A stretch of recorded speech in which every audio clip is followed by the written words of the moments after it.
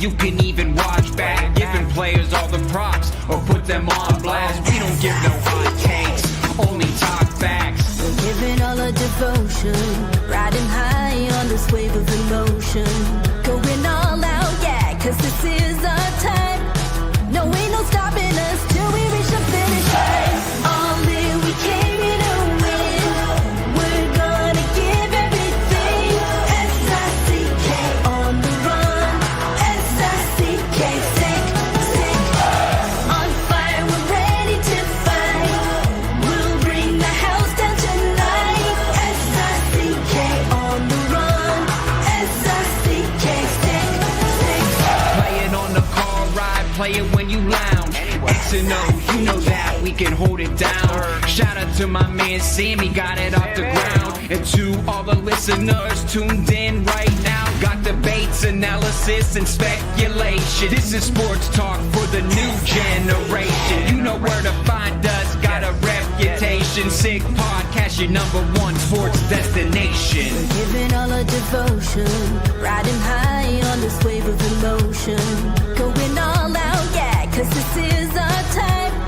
No, ain't no stopping us till we reach the finish line. All in, we came here to win. We're gonna give everything. S-I-C-K on the run. S-I-C-K, sick, sick. On fire, we're ready to fight. We'll bring the house down tonight. S-I-C-K on the run. S-I-C-K, sick, sick. S-I-C-K is the sickest podcast. Tune in for the audio, or you can even watch back. Giving players all the props or put them on blast. We don't give no hot takes, only talk back. S-I-C-K, S-I-C-K, S-I-C-K, S-I-C-K, S-I-C-K, S-I-C-K, S-I-C-K. all in, we came here to win. We're gonna give everything. S-I-C-K on the run. S-I-C-K, sick, sick. S-I-C-K is the sickest podcast. Tune in for the audio, or you can even watch back. Giving players all the props or put them on blast. We don't give no hot takes, only talk facts. We're giving all our devotion, riding high on this wave of emotion.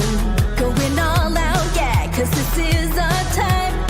No, ain't no stopping us till we reach the finish line. All in, we came here to win. We're gonna give everything. S-I-C-K on the run.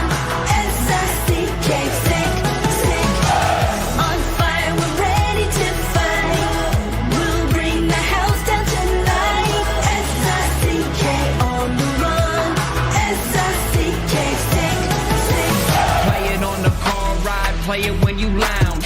X and O, you know that we can hold it down. Shout out to my man Sammy, got it off the ground. And to all the listeners tuned in right now, got debates, analysis, and speculation. This is sports talk for the new generation. You know where to find us, got a reputation. Sick podcast, your #1 sports destination. We're giving all our devotion, riding high on this wave of emotion. Going all out, yeah, cause this is our time. No, ain't no stopping us till we reach the finish line. All in, we came here to win. We're gonna give everything. S-I-C-K on the run. S-I-C-K, sick, sick. On fire, we're ready to fight. We'll bring the house down tonight. S-I-C-K on the run. S-I-C-K, sick, sick. S-I-C-K is the sickest podcast. Tune in for the audio, or you can even watch back. Giving players all the props or put them on blast. We don't give no hot takes, only talk back. S-I-C-K, S-I-C-K, S-I-C-K, S-I-C-K, S-I-C-K. S-I-C-K. Turn up your volume. Because you're about to listen to The Sick Podcast. With Tony Marinaro. 55 seconds left in the penalty, a minute and 27 seconds left in regulation time. Boston 4, Montreal 3. Lafleur coming out rather gingerly on the right side. He gives it into Lemaire, back to LaFleur. The sickest Montreal Canadiens podcast. You're in the ball! Sports entertainment like no other. Rejoint, on lui fait perdre la rondelle, une passe devant. Et c'est le dégagement, et ce sera la victoire des Canadiens. Coupe Stanley pour les Canadiens, le 23e de l'histoire. You found the dogs! John, you found the dogs! He found the dogs! And all together, they worked a young team to the top. And now, a 24th Stanley Cup banner will hang from the rafters of the famous Forum in Montreal. The Canadiens win the Stanley Cup! Brought to you by Energy Transportation Group. Driven to be different. La Vida Tibi. Embrace your true nature. And Playground, your premier gaming destination. It's gonna be sick. It's the Sick Podcast, and we're on YouTube, we're on Twitter, and we are on Facebook. Who's going to win the semis in the National Hockey League playoffs? Go all the way with Betway. Get a free bet up to $200 if your first bet loses. Scan the QR code on the screen or click on the link in the details section to create an account. Redeem your welcome offer. Offers only available for new customers. Terms and conditions apply. Offers not available in Ontario. Must be 18 years of age and older. And please play responsibly. Also brought to you in part by Accent Insurance Solutions. You know, all insurance isn't created equal, and you know where to find the right solution for you. Accent Insurance. Accent doesn't sell insurance. They shop insurance for you to find the right product right on the money. Whatever your insurance needs, home, automobile, or business, the number to call is 514-363-3636 or visit their website, www.accentassurance.com.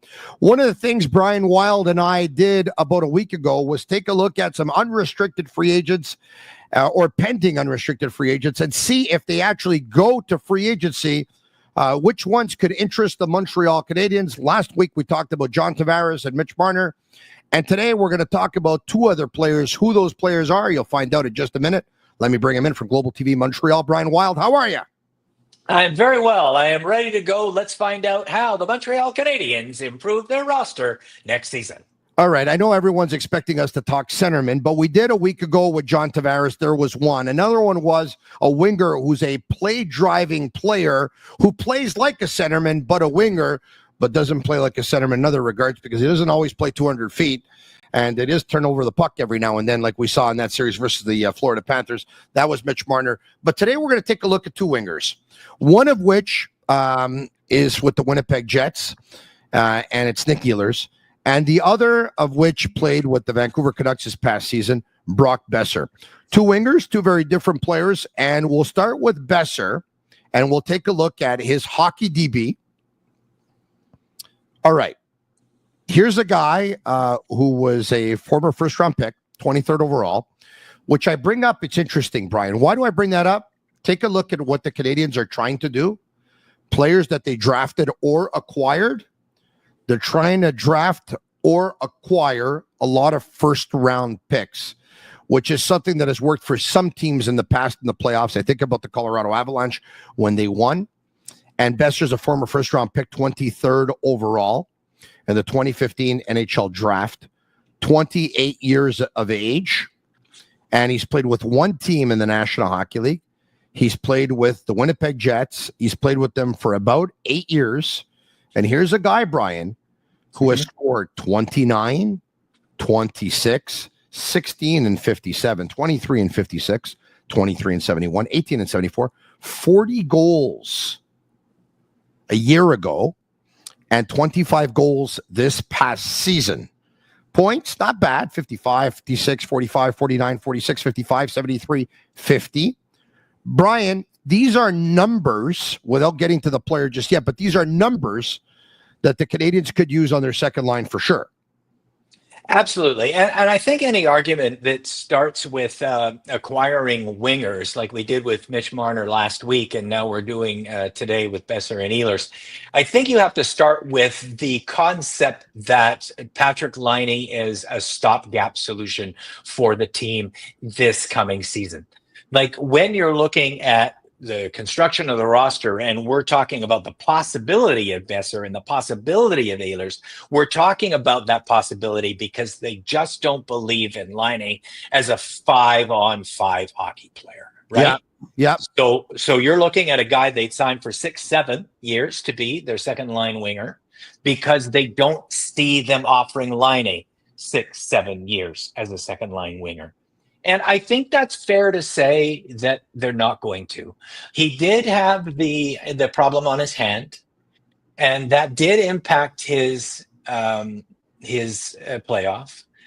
He was excellent on the power play, but he wasn't very good in a 5-on-5. And I know for a fact they're down on him as a 5-on-5 player. So that opens up our discussion right away. And the reason that we're doing this, because long term, they do need some more scoring on the second line, especially if they don't believe in the 5-on-5 skills of Laine.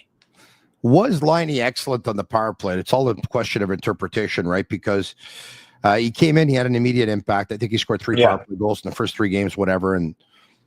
But was the Canadiens' power play excellent with Patrick Laine on it? Because it actually dropped in percentage prior from what they were prior to Laine. So anyway, the debate's out on that one, but I'll agree with something that you said. Laine's a stopgap. He's got 1 year left on his deal at $8.7 million a year. There's some members of the fan base that actually want to see him bought out and his contract paid over the next couple of years. I think that if you go out and acquire Patrick Laine, but you don't give him an opportunity to show what he can do with a full off season of training, coming in better shape, and being able to play with better players, then I think you're not being overly fair to him either. So I think he's going to be given that opportunity. But there are things that say to me that I'm not so sure that he totally fits into the culture that they've been cultivating here. So I don't think he'll be here for very long. Hence the question now, do you go out and acquire a winger? Because although not ideal, if the second line centerman is going to be very, very hard to come by, your first thing that you have to put into your head is, okay, you know what? You got to go out and you got to get more production from the second line. So now let's take a look at it. And we brought up 2 of the most productive wingers who are pending unrestricted free agents here, in Nick Ehlers and in Brock Boeser. We saw Boeser's stats. Is there anything? Let's bring back up the stats one more time. Yeah, because I do want to mention something there is that plus minus at -20 and -25, 2 of the last 3 years is pretty weak. But we also have a graphic of Boeser's Corsi and Fenwick, which is a really good indicator too. And on the entire team, Boeser is actually not that bad. 56, the way the Canucks played last year, a shot share in attempts is pretty good. It's obviously Quinn Hughes is the star there. And I think Lekkerimäki's sample size is too small, actually, of course, to put him there. So essentially, the truth is, Boeser was second on the team, and that's pretty damn good. So the plus minus, I think, is a little bit of an outlier. Like I'm surprised by that, by the way. I'm surprised by that. Yeah, I'm surprised by those stats. Yeah, I was surprised by them too, because I was actually trying to make the argument when I looked at that plus minus and -25 that he's a really weak 2-way player, and you can't invest in him. And he hasn't been consistent enough over his career, and that 40-goal total was an outlier, so you can't invest in him. 6.5 was the salary the last time, Tony. That's not a big number. I don't know what, if I had to make a guess what he's trying for this time with the cap going up, I'm going to say somewhere in the neighborhood of 8, 9. This is going to sound expensive to our fan base. But Tony, everybody's going to get a raise of 15 to 20% this year, because that's what the cap went up. That's the bottom line. Yeah. So it's going to be between 8 and 9, and that's going to seem expensive to Nick Suzuki and Cole Caulfield to be a second liner. But I need you to think about this. So my label, because I had stamped Boeser, was he's a blue line in player. Yeah. Okay. He's a shooter. He's a scorer. I don't know. I kind of think of him. I kind of think of Michael Ryder. I don't know why, but anyway, just whatever. Oh, that's a great comp. Yeah. Okay. and like those are not go-to guys, and those are not players that lead teams, but every team needs a player or two like that, right? And so the Canadians, they have a player that was probably like that when he came into the league that they've molded into a great 200-foot player, and that's Cole Caulfield. They have a blue line in player that they were not able to mold this year, and let's see if they're going to be able to do it next year, and that's Patrick Laine.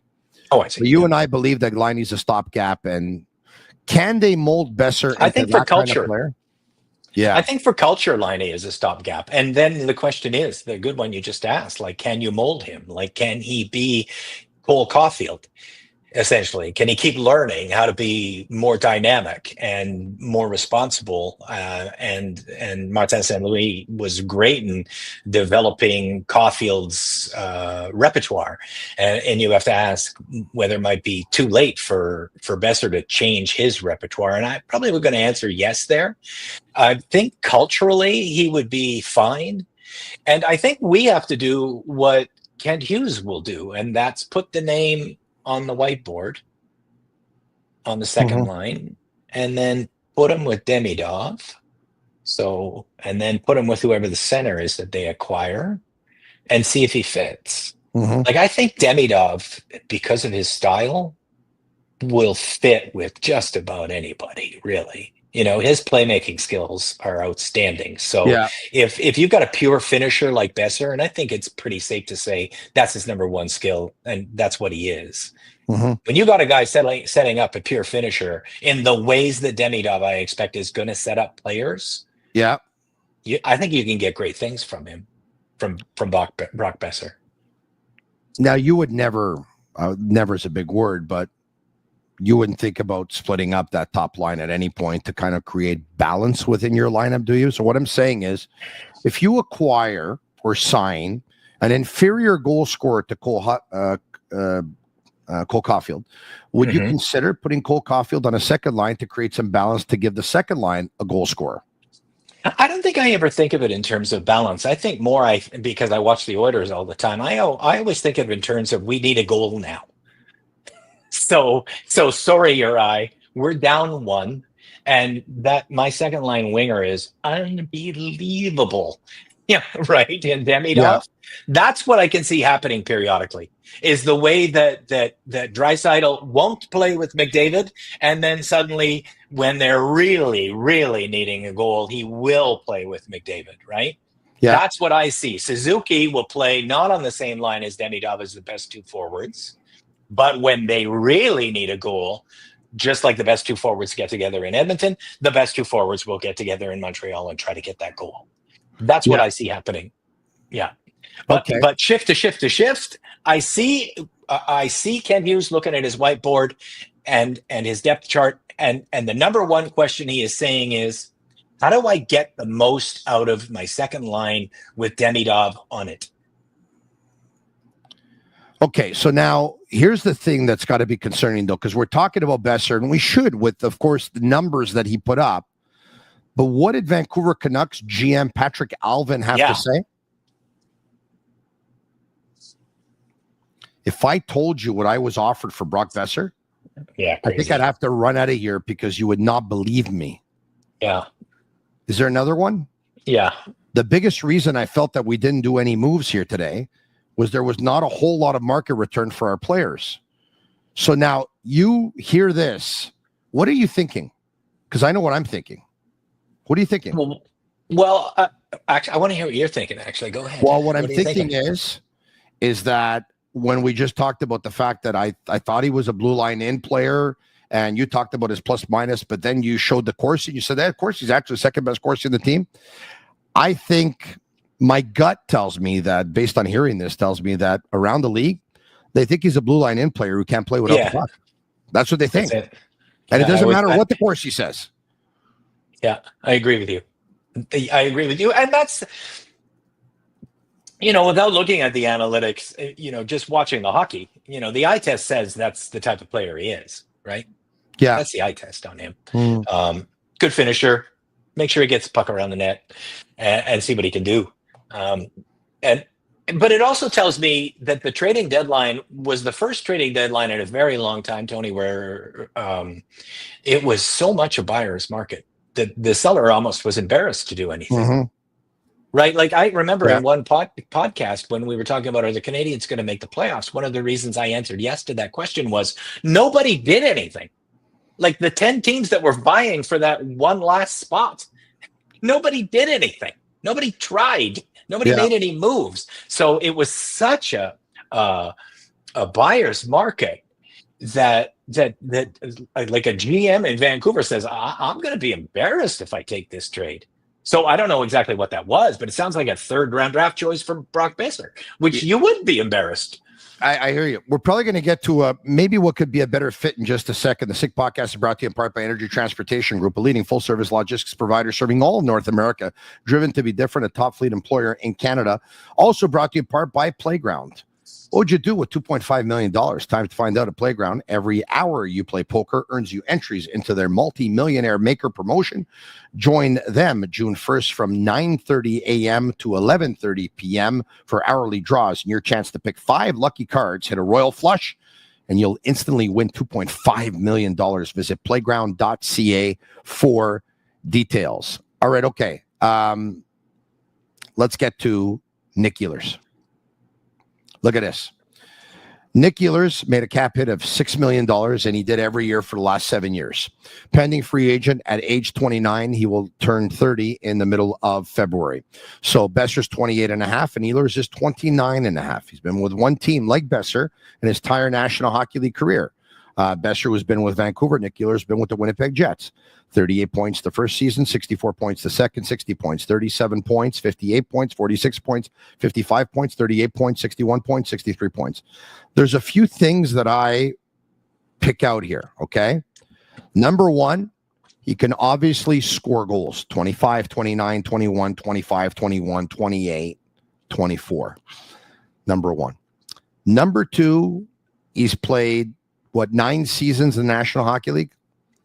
He had 3 full seasons. One was a lockout. His injury situation is not that bad. It's okay. He misses games, but not that bad. His plus minus is really good. Only 1 year where he was a -2. Especially compared to Brock Boeser. Yeah. And he's had 1, 2, 3, 4 seasons in the 60s in terms of points. 1 season with 58, another season with 55. Long story short, if he's healthy, he should be a 60-plus point player going forward for the next several seasons. Had 7 points, 5 of which were goals in 8 playoff games. And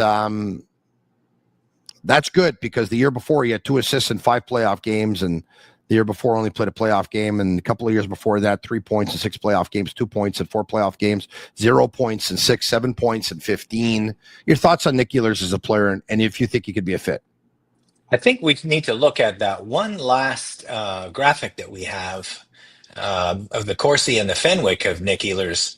Let's do that. Because it's outstanding. Like, this is a team that had one of the top lines in the entire league, led by Mark Scheifele, and with Kyle Connor on it, and Velarde. And Gabriel Velarde, correct. And look who's number 1 on the entire team. Like, this is a complete hockey player. He's got the best Corsi on the team, the best Fenwick on the team. He has the best goals expected on the team. This is a complete hockey player. And, you know, you do the eye test on him. Yeah. Like we just did with Boeser. The eye test is pretty obvious. He doesn't really do much until he's dynamic around the net. Anybody that does the eye test on Ehlers, this is a dynamic hockey player on all 200 feet of the ice. He can make some beautiful hockey moves. He looks like an outstanding hockey player. And when I think of when I watch him, and then I think of who might pair with Demidov, I think they could be very dynamic together, those two, with a responsible centerman. I think that could be an outstanding line. You know what impressed me about him was versus the Dallas Stars, Game 5. Very big game, very important game in the series. Obviously, Dallas wins that one, and they can eliminate Winnipeg. They end up beating them in 6. Who was the best player on the ice in that game? Nick Ehlers. Yeah.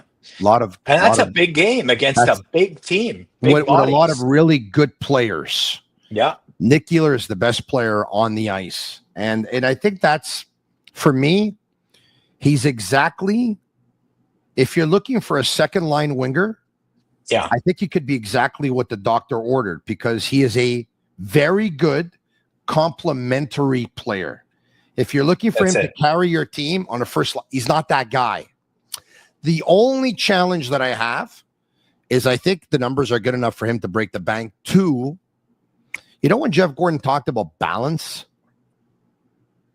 I would think he's talking about size and lack of size and putting it all together and making sure that like, this guy's a competitor and he wants to win. Does he bring a lot of size to a team that would need some? Yeah, but you know what? I'm gonna clap back there. Size isn't always the height you bring to the fight. It's not the dog in the it's not the dog in the fight. It's the fight in the dog. And you just mentioned that he was the best player on the ice against a hell of a hockey team with a hell of a lot of talent that plays a big bruising game. Like the Stars are a big bruising Florida Panthers style hockey team, and Nick Ehlers did not back down at all. So there's a lot of fight in that dog, even if he doesn't bring a giant body to it. And I think one of the better examples is the Montreal Canadiens. The giant-bodied guy does not play giant-bodied, and the GM asked Uri to play more giant-bodied. He basically came out and said it in the postmortem. You know, right? Kirby Dach could solve a lot of this, because if Kirby Dach has an amazing offseason and comes back to be that second line centerman the way the Canadians thought that he could be, and then all of a sudden you're adding a 6'3.5" foot frame to Demidov on one wing and Ehlers on the other. Yeah.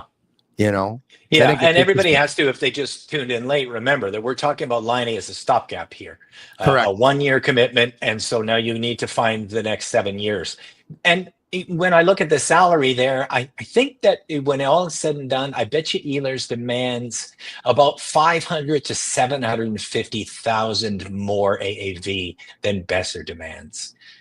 I think that's how that's going to shake out. I think Ehlers will make about $1 million, maybe almost as much as $1 million per year more than Boeser. What do you think?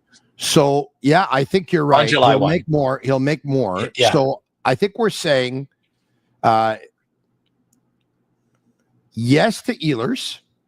That's how, I'm going to say yes to Ehlers. If you can't go on and get that number one centerman who's got to be the number one priority, but your other priority is bolstering the second line. And if you're going to keep on waiting to sign that centerman or trade for that centerman, then it doesn't happen. And then all of a sudden, all the wingers are gone too. And all of a sudden, you show up to training camp, you're in the middle of September and say, we didn't get the centerman, we didn't get the winger. And now you got to hope that Liney's going to bring, you got to hope that Doc's going to bring, you got to hope that Newark, all that stuff. So yes to Ehlers, but what's the max that you're in at, and what number are you out at? Wow, well, there you go, right? And again, every time, like my Twitter experience in the decade of being there, almost 15 years of being on Twitter, is whenever you say a number that's high, everyone thinks you're crazy, and then the number ends up being around that number. Can you end it here for a second? My question to you now is, on that note, once again, talk about the cap going up. Like, this is it's going to be going up significantly, right? Yeah, exactly. So anybody that thinks we're in Nick Suzuki territory doesn't understand that the cap is going to go up 15%, and that means contracts are going up 15%. It's simple math. There's more money to play with. Now, great for Nick to get his security, but it doesn't mean he gets to stay the highest paid player on the team. It doesn't work that way. So somebody's going to make more than him, and it's even going to be a second line guy, and that's not going to make sense to Nick Suzuki maybe, but Kent Hughes has sure done a great job, hasn't he? Because he put in for a long-term security on a lot of great hockey players, and that's how you win cups. That's how you win cups. Yeah. In the salary cap world. So I'm going to say that Brock Boeser is going to get 8.5 from his 6.5. And I think that Nick Ehlers is going to get 9.5. And I think they should pay him that. So, and I know fans are going to think that's crazy, but I'm telling you, 13 million is going to be what the best guy's getting. Like Rantanen. So 9.5 is not that high compared to 13. Correct. And we have something here that I'm going to be sending over to Shane Gaumont, who can bring this up in just a second here. Let me just see this. So Shane, I just sent it over, and if or Agnello and Sammy, pardon me, and Shane, everyone's in on it. Okay, here we go. If we can just bring this up any second now.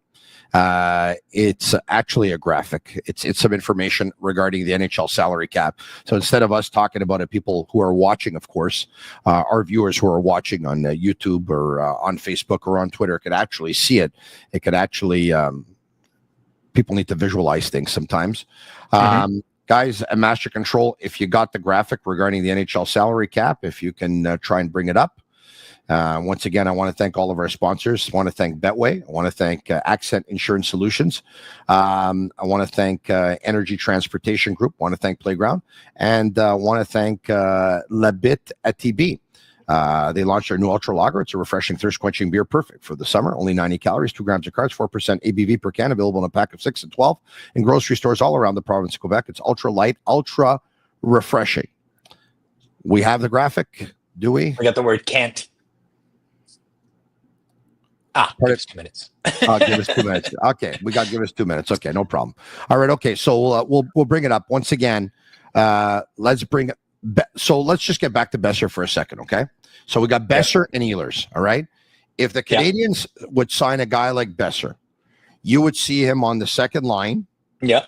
Okay, and you would see him with Demidov and either Doc Newhook, or they absolutely have to get a second line center. Right, and we have to remember here, Tony, and you see Liney on the third line at that point, or on the fourth? I do. If he's a 1-year stopgap, you might as well build for the future around him with the belief, and he play in the second power play unit. I don't even think he should play on the first. Demidov at the end of the season was phenomenal. So Patrick drops down there too as well. But I mean, like, you remember the stopgap part of it too, and then you remember the fact that the organization wants to plan for the long future here, right? I mean, the plan is the long future, so you can see Boeser fitting into that second line role. But if I'm Hughes, the money that I put down is a little bit more to get Ehlers. So I think I'm a thumbs down, Tony, on Boeser. Yeah, and I think I'm a thumbs up on Ehlers. Like last week, I was a thumbs down on Marner. I mean, 13.5 million for a winger. Wow. Yeah. And a thumbs up on Tavares, who's ready to take a pay cut. All right, if Toronto doesn't put the money down on him. On that note, this is what last we heard regarding the CBA, and once again, I guess it can change. Everything can change, but here we go. This is the plan. The NHL salary cap is significantly increasing over the next few seasons, with notable jumps anticipated in the upcoming years. The cap is projected to reach $95.5 million for the 2025-2026 season, $113.5 million by 2027-28. The increase is driven by record high revenue growth, particularly from media rights deals and other sources. Key points. 2025-2026, the cap is expected to rise to $95.5 million, with a lower limit of $70.6 million. The year after, 2026-27, the cap is projected to further increase from 95.5 to 104, with a floor of 70.6 to 76.9. The year after that, the cap is going to be going to 113.5. So in 3 years, it'll go from 95.5 million to 104 million to 113.5 million. And now the floor would go from 70.6 million to 76.9 to 83.9 million. So once again, and Brian told me this, a week ago when I was like, I don't know, like, you want to start giving players more money than Nick Suzuki's getting. And Brian's like, you shouldn't worry about that whatsoever. And you also have to send a message to Suzuki, who signed his deal 3 years ago with Marc Bergevin, that, you know what, Nick, we're going to try and put together a winner as much as possible. And we want to see you win too. And this is why, you know what, we'll bear no, we won't cut any corners. We're going to go out and we're going to pay for guys if we have to. No, whether it's one way or another, we're going to try and put together a winner. So with those numbers in mind, say what you got to say.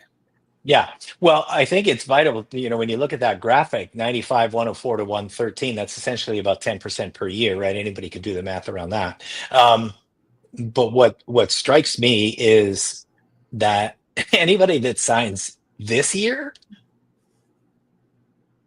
3 years from now, anybody that they sign now, we're all going to be sitting here going, what a deal they got for Nick Ehlers at 9. Good for Ken Hughes. Wow. He did a great job there. That's how it's going to feel. Because when Suzuki signed his, I think the cap was 78. So like when there are, 20 million additional dollars available, that's 20%. I mean, of course, that's the way it's going to go. So try not to get wrapped up in the money when you're a fan. You're not Jeff Molson. You don't have to worry about it. He's the one that pays it. What you want to enjoy is a great hockey team, because when I say you don't have to worry about it, you don't. And you want to know why? Because Ken Hughes has already made so many goddamn good decisions, Tony, that he doesn't have to worry about it. He's got his number one winger in the can for a good price. He's got his number one center and captain in the can for a good price. He's got his almost 40-goal scorer in the can for a good price. He's got Caden Gooley in the can for a good price. You know where I'm going here, right? Yes, of course. There aren't a lot of general managers that have the freedom that Ken Hughes has bought for himself by predicting the future like Ken Hughes can. Because I'm starting to think that the best general manager is a guy that can assess talent, brings a lot of people around him that can assess talent, but that their number one skill is understanding money. And let's keep in mind as well that in 1 year from now, potentially Patrick Liney's 8.7 will come off the books. And in 2 years from now, potentially Josh Anderson and Brendan Gallagher's 5.5 and 6.5 will come off the books. So it's not, you don't have to worry. Like, I don't want to see on the social medias at all. That's expensive. It's not expensive. It's going to be a great deal if you get a player. If the player chooses Canada, if the player chooses the spice of life, as Gainey talked about it in Montreal, be grateful, because the team's going to be that much better. On that note, you said yes to Nick Ehlers, but at what amount are you? I said yes to Nick Ehlers at 9.5, and it's going to seem crazy to everybody, but that's why you brought up that graphic, and we waited for it to be produced and brought on screen, because of the cap expansion means that 9.5 is actually yesterday's 7.5. And 7.5, when he made 6.5, is a natural raise for him. Yeah, it's a matter of interpretation. I think the number is going to be more like an 8.5 number will be what second liners will be getting, what first liners probably used to get. But you got 9.5 and maybe. But Tony, you know what we haven't seen? Yeah, we haven't seen the 13s yet. Wait till all the first line 13s come in. Like everybody right now, when you say Mitch Marner's going to get 13, they say to you, are you crazy? Well, let's wait for July 1, okay? And then we'll see who's crazy. Special thanks to all of our sponsors, and special thanks to all of you for watching. Once again, if you're subscribed to our YouTube channel, but one of your buddies has not, tell them to subscribe, because we go 12 months a year with Montreal Canadiens coverage, and we do it absolutely for free. For all of you, leave us a 5-star review on Apple. It's our way of feeling the love. From Yellow and Sammy and Master Control, he's Brian Wilde of Global TV Montreal. I'm Marinaro. Thanks for watching. It's a Sick Podcast. Ciao, Brian. Ciao. And that's a wrap. Hope you don't miss us too much until next time. Follow the Sick Podcast with Tony Marinaro on YouTube, Instagram, Facebook, Google Play, and Apple Podcasts. The Sick Podcast is brought to you by Energy Transportation Group, driven to be different. LaBita.tb, embrace your true nature. And Playground, your premier gaming destination.